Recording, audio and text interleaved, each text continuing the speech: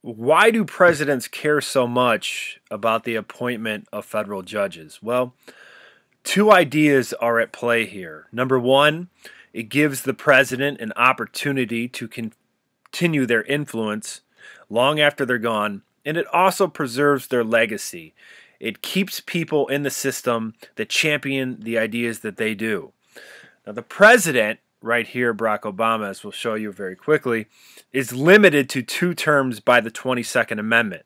The 22nd Amendment ultimately says that you can serve a maximum of 10, but ultimately 2 terms for a president. So presidents understand that once elected, they're kind of like on a countdown timer. And the things that they want to get done better get done, whether it's 4 or 8 years, depending on if they're reelected. So they're on a countdown timer. But presidents also understand that there's certain things that are going to take longer than 4 or 8 years. So what are some ways that they can make sure that their influence and ideas or their legacy is continued long after they leave the White House? Well, one of the ways they can do that is through the appointment of judges to the federal court system.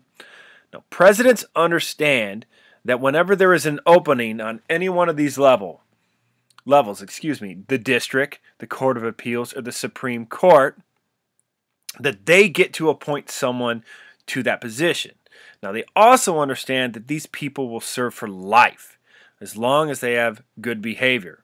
Now, if President Barack Obama selects someone to the district courts or Court of Appeals or Supreme Courts, if the Senate confirms them, that person is serving for life.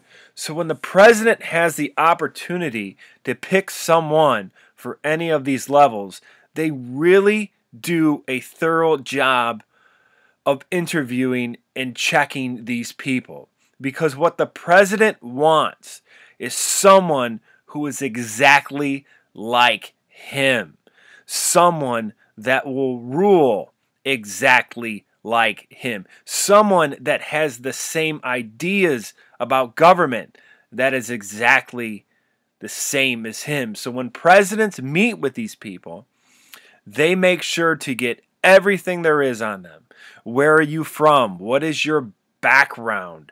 What is your education? Where did you go to school? How would you rule in particular cases? Are you an activist or restraint judge? Everything is covered. And the reason for that is this. Is a president understands that, once again, let's go back to the 22nd Amendment, that in 4 or 8 years, they're leaving office and they cannot change that, okay?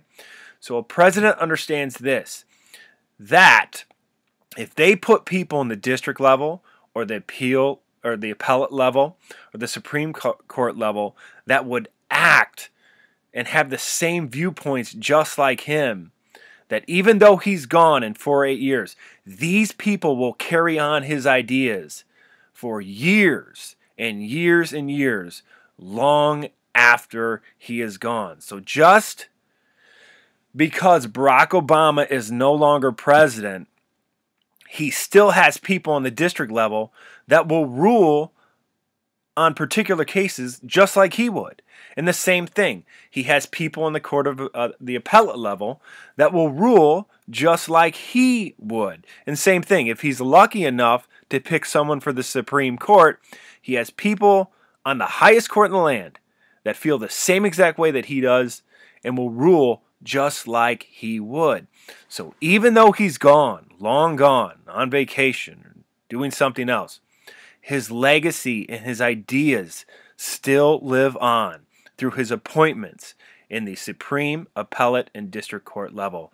And that is why presidents care so much about the federal selection process for judges.